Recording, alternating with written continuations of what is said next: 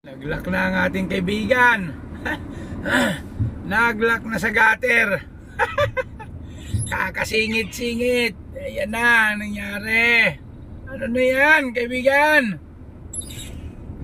Sasabog na gulong mo yan pag ganyan ka. Oh, Diyos ka. Ganito talaga sa singit-singit. Yan, bawiin mo na. Butit, hindi sumabo eh. Oh, gatir-gatir yo. Ya, la. Buti, pagbigyan ka nung kabady natin. Si Akli lang ang malakas. Gatir-gatir. Kalbo gulong. Pero pwede pa yan, kahit kalbo. Pagsingit, gater.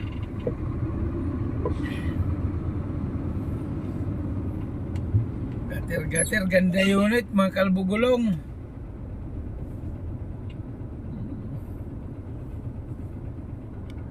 Ay, nalupit talaga ng mga chassis.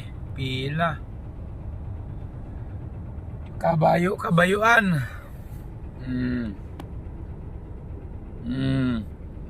Puro kaldagan yan pag aabanti ka. Kaldag lang ng kaldag para makasingit. Pag mahina ka kumaldag, sure ball na, iwan ka na. Oh, ganito sa chassis. Ito si Boy Gutter. Si Boy Gutter. Huwag natin ipakita ang plaka ni Boy Gutter.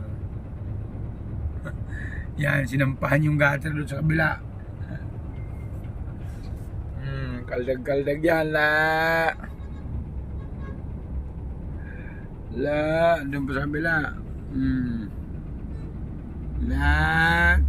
Tira. Kaya pag bago unit mo dito, wag mong tangkain.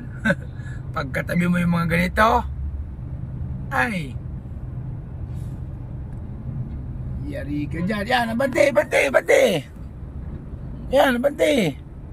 Pasok ka muna. Ay, nakabuelo. Pasok. Sa banga.